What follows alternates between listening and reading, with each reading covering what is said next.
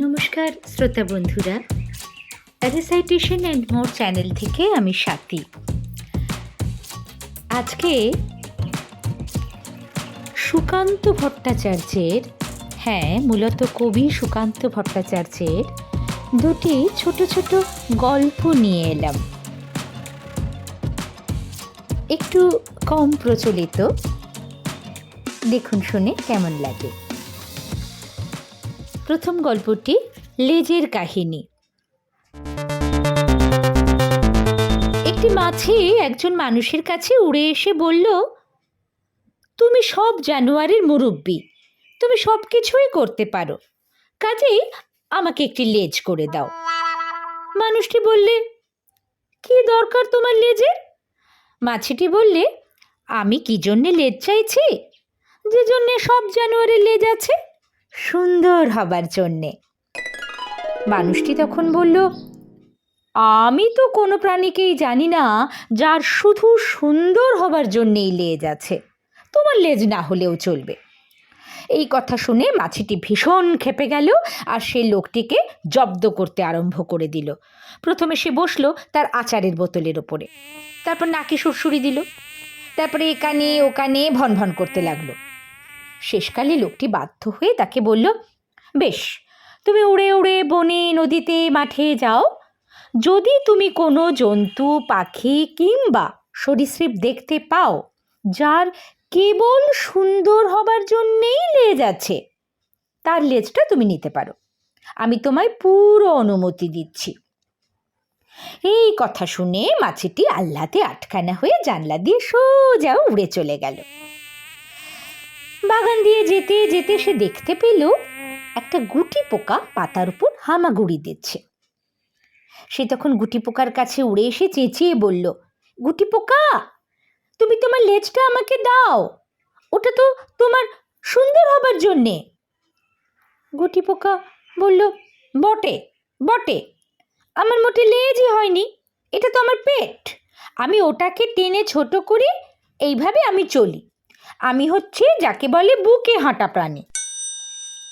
মাছি দেখলো তার ভুল হয়েছে, তাই সে দূরে উড়ে গেল। তারপর সে নদীর কাছে এলো। নদীর মধ্যে ছিল একটা মাছ আর একটা চিংড়ি। মাছি মাছটিকে বলল, তোমার লেজটা আমায় দাও, ওটা তো কেবল তোমার সুন্দর হবার জন্যে আছে। মাছ বলল, এটা কেবল সুন্দর হবার জন্যে আছে তা নয়, এটা আমার দাঁড়, তুমি দেখো, যদি আমি ডান দিকে বেঁকতে চাই তাহলে লেজটা আমি বাঁ দিকে বেঁকাই, আর বাঁ দিকে চাইলে ডান দিকে বেঁকাই, আমি কিছুতেই আমার লেজটি তোমায় দিতে পারি না। মাছি তখন চিংড়িকে বলল, তোমার লেজটা তাহলে আমায় দাও চিংড়ি।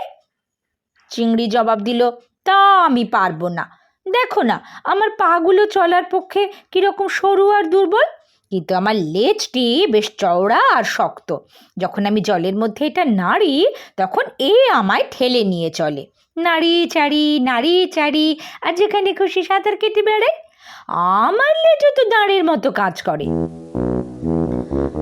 মাছি আরো দূরে উড়ে গেল। ঝোপের মধ্যে মাছি একটা হরিণকে তার বাচ্চার সঙ্গে দেখতে পেল। হরিণটির ছোট্ট একটি লেজ ছিল, খুদে নরম সাদা লেজ। অমনি মাছি ভন ভন করতে আরম্ভ করলো, তোমার ছোট্ট লেজটি দাও না হরিণ। হরিণ ভয় পেয়ে গেল। হরিণ বললে, কেন ভাই, কেন? যদি তোমায় আমি লেজটি দিই তাহলে আমি যে আমার বাচ্চাদের হারাবো। অবাক হয়ে মাছি বললে, তোমার লেজ তাদের কি কাজে লাগবে? হরিণ বললে, বাহ, কি প্রশ্নই না তুমি করলে।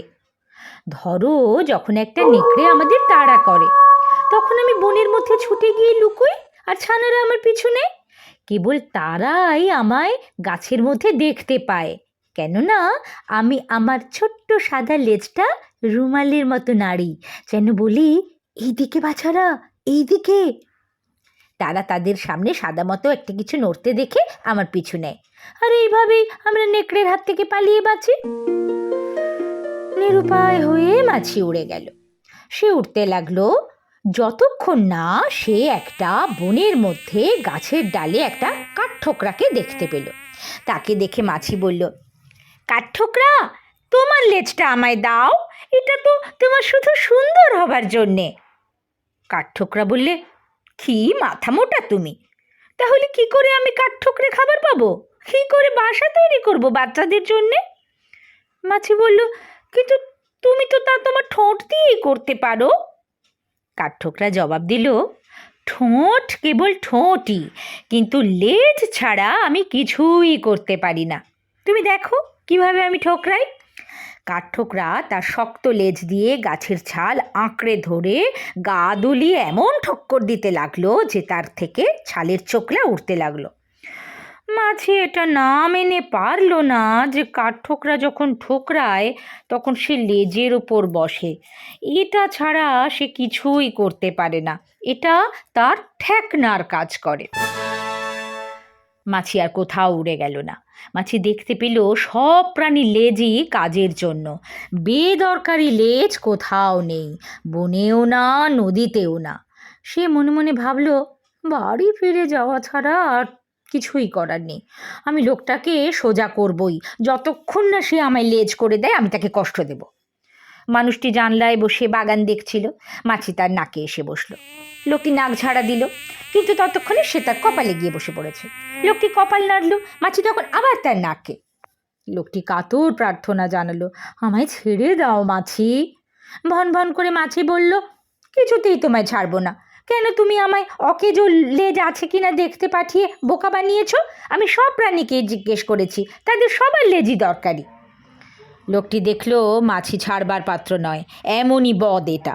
একটু ভেবে সে বলল, মাছি মাছি, দেখো মাঠে গরু রয়েছে, তাকে জিজ্ঞেস করো তার লেজের কি দরকার। মাছি জানলা দিয়ে উড়ে গিয়ে গরুর পিঠে বসে ভন ভন করে জিজ্ঞেস করলো, গরু গরু, তোমার লেজ কিসের জন্যে, তোমার লেজ কিসের জন্যে? গরু একটি কথাও বলল না, একটি কথাও না। তারপর হঠাৎ সে তার লেজ দিয়ে নিজের পিঠে সপাত করে মারল, আর মাছি ছিটকে পড়ে গেল। মাটিতে পড়ে মাছির শেষ নিঃশ্বাস বেরিয়ে গেল, পা দুটো উঁচু হয়ে রইল আকাশের দিকে। লোকটি জানলা থেকে বলল, এই ঠিক করেছে মাছির, মানুষকে কষ্ট দিও না, প্রাণীদেরও কষ্ট দিও না, তুমি আমাদের কেবল জ্বালিয়ে মেরেছ। ষাঁড়, গাধা, ছাগলের কথা। একটি লোকের একটা ষাঁড়, একটা গাধা আর একটা ছাগল ছিল। লোকটি বেজায় অত্যাচার করতো তাদের ওপর। ষাঁড়কে দিয়ে ঘানি টানাতো, গাধা দিয়ে মাল বওয়াতো, আর ছাগলের সবটুকু দুধ দুয়ে নিয়ে বাচ্চাদের কেটে কেটে খেত। কিন্তু তাদের কিছুই প্রায় খেতে দিত না, কথায় কথায় বেদম প্রহার করত। তিনজনই সব সময় বাঁধা থাকতো, কেবল রাত্রির বেলায় ছাগল ছানাদের শেয়ালে নিয়ে যাবে বলে গোয়াল ঘরের মাচায় ছাগলকে না বেঁধেই ছানাদের সঙ্গে রাখা হতো। একদিন দিনের বেলায় কি করে যেন ষাঁড়, গাধা, ছাগল তিনজনই ছাড়া অবস্থায় ছিল। লোকটিও কি কাজে বাইরে গিয়ে ফিরতে দেরি করে ফেলল। তিনজনের অনেক দিনের খিদে মাথা চাড়া দিয়ে উঠতেই গাধা সোজা রান্নাঘরে গিয়ে ভালো ভালো জিনিস খেতে আরম্ভ করলো। ষাঁড়টা কিছুক্ষণের মধ্যেই সাফ করে ফেললো লোকটার চমৎকার তরকারির বাগানটা। ছাগলটা আর কি করে, কিছুই যখন খাবার নেই তখন সে বারান্দায় মেলা একটা আস্ত কাপড় খেয়ে ফেললো মনের আনন্দে। লোকটি ফিরে এসে কাণ্ড দেখে তাজ্জব বনে গেল। তারপর চেলা কাঠ দিয়ে এমন মারলো তিনজনকে যে আশপাশের 5টা গ্রাম জেনে গেল যে লোকটির বাড়িতে কিছু একটা হয়েছে। সেদিনকার মতো তিনজনেরই খাওয়া বন্ধ করে দিল লোকটি। রাত হতেই মাচা থেকে টুক করে লাফিয়ে পড়ল ছাগল। তারপর গাধা আর ষাঁড়কে জিজ্ঞেস করলো, গাধা ভাই, ষাঁড় ভাই, জেগে আছো? দুজনেই বলল, হ্যাঁ ভাই। ছাগল বলল, কি করা যায়? ওরা বলল, কি আর করব, গলা যে বাঁধা। ছাগল বলল, সেই জন্য ভাবনা নেই, আমি কি না খাই, আমি এক্ষুনি তোমার গলার দড়ি দুটো খেয়ে ফেলছি, আর খিদেও যা পেয়েছে। ছাগল দড়ি দুটো খেয়ে ফেলতেই তিনজনের পরামর্শ সভা শুরু হয়ে গেল। তারা পরামর্শ করে একটা সমিতি তৈরি করলো। ঠিক হলো আবার যদি এই রকম হয় তাহলে তিনজনেই একসঙ্গে লোকটিকে আক্রমণ করবে। ষাঁড় আর গাধা দুজনে একমত হয়ে ছাগলকে সমিতির সম্পাদক করলো, কিন্তু গোল বাঁধলো সভাপতি হওয়া নিয়ে। ষাঁড় আর গাধা দুজনেই সভাপতি হতে চায়। বেজায় ঝগড়া শুরু হয়ে গেল।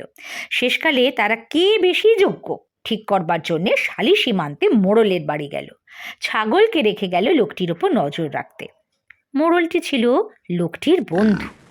গাধাটা চেঁচামেচি করে ঘুম ভাঙাতেই বাইরে বেরিয়ে মোড়ল চিনতে পারলো এই দুটি তার বন্ধু ষাঁড় আর গাধা। সে সব কথা শুনে বলল, বেশ, তোমরা এখন আমার বাইরের ঘরে খাও আর বিশ্রাম করো, পরে তোমাদের বলছি কে যোগ্য বেশি। বলে সে তার গোয়ালঘর দেখিয়ে দিল। দুজনেরই খুব খিদে। তারা গোয়ালঘরে ঢুকতেই মোড়ল গোয়ালের শিকল তুলে দিয়ে বলল, মানুষের বিরুদ্ধে সমিতি গড়ার মজাটা কি কাল সকালে তোমাদের মনিবের হাতে টের পাবে। এদিকে অনেক রাত হয়ে যেতেই ছাগল বুঝলো ওরা বিপদে পড়েছে, তাই আসতে দেরি হচ্ছে। সে তার ছানাদের নিয়ে প্রাণের ভয়ে ধীরে ধীরে লোকটির বাড়ি ছেড়ে চলে গেল বনের দিকে। সকাল হতেই খোঁজ পড়ে গেল চারিদিকে। লোকটি একসময় খবর পেল ষাঁড় আর গাধা আছে তার মোড়ল বন্ধুর বাড়ি। অমনি দড়ি আর লাঠি নিয়ে ছুটল সে মোড়লের কাছে জানোয়ার আনতে।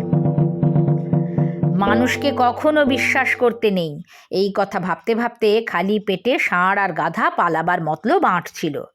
এমন সময় সেখানে লোকটি হাজির হলো।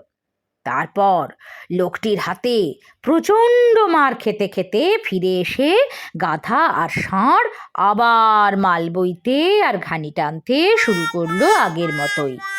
কেবল ছাগলটাই আর কখনো ফিরে এলো না, কারণ অনেক মহাপুরুষের মতো ছাগলটারও একটু দাড়ি ছিল। উপদেশ হলো, নিজের কাজের মীমাংসা করতে অন্যের কাছে কখনো যেতে নেই। তো এই ছিল আজকের নিবেদন। কবি সুকান্ত ভট্টাচার্যের দুটি গল্প পড়ে শোনালাম। কেমন লাগলো জানাবেন, আর ভালো লাগলে আমার চ্যানেলটি সাবস্ক্রাইব করবেন, লাইক করবেন, শেয়ার করবেন। সবাই খুব ভালো থাকবেন। নমস্কার।